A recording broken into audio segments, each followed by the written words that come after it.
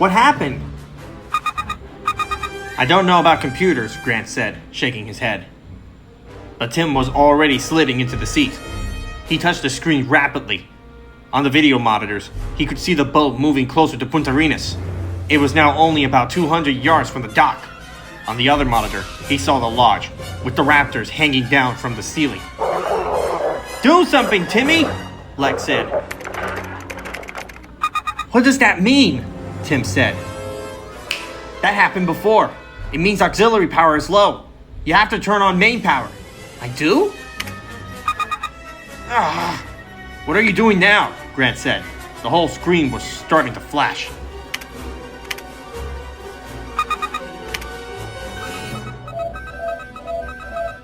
Hey! All right! Dear God.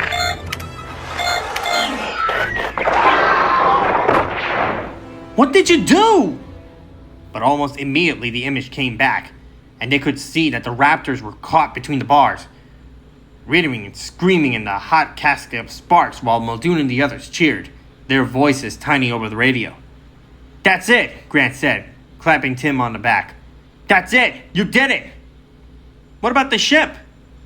The what? The ship! She said and pointed to the screen.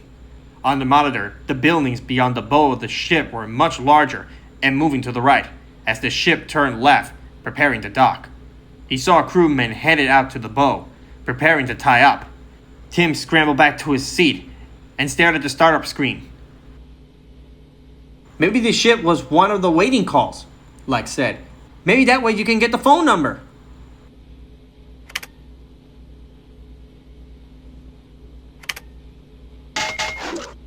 Is that it? Grant said. Pretty good, Timmy, Lex said. But they're almost there. On the screen, they could see the prow of the ship closer to Punta Arenas docks. Hello, John? This is Frederick. You read me? Over? Tim picked up a phone on the console, but heard only a dial tone. Hello? John, this is Freddy, over? Answer it, Lex said. Now they were all picking up phones, lifting every receiver in sight, but they heard only dial tones. Finally, Tim saw a phone mounted on the side of the console with a blinking light. Hello? Control? This is Fred. Do you read me? Over. Tim grabbed the receiver. Hello, this is Tim Murphy. I need you to... Say again? Didn't get that, John. Don't land the boat! Do you hear me? Sounds like some damn kid. Don't land the ship! Come back to the island! Name was Murphy? I didn't get name. Tim looked frankly at the others. Gennaro reached for the phone. Let me do this. Can you get his name? Got to be a joke or else a frigid ham operator. Something. Tim was working on the keyboard. There was probably some kind of way to find out who Freddy was.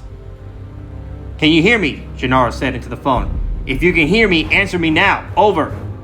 Son, we don't know who the hell you are, but you're not funny. We're about to dock and we got work to do.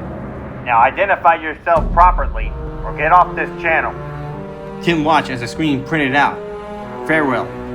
Frederick D. Capt. Try this for identification, Captain Farrell, Gennaro said. If you don't turn that boat around and return to this island immediately, you will be found in violation of Sector 509 of the Uniform Maritime Act. You will be subject to revocation of license, penalties in excess of $50,000, and 5 years in jail. Do you hear that? Do you copy that, Captain Farrell? I copy. All ahead, stern. The boat began to turn away from the dock. Lex began to cheer. Tim collapsed back in the chair, whipping the sweat from his forehead. What's the Uniform Maritime Act? Who the hell knows? Gennaro said. They all watched the screen in satisfaction. The boat was definitely heading away from the shore. I guess the hard part is finished, Gennaro said. Grant shook his head. The hard part is just beginning.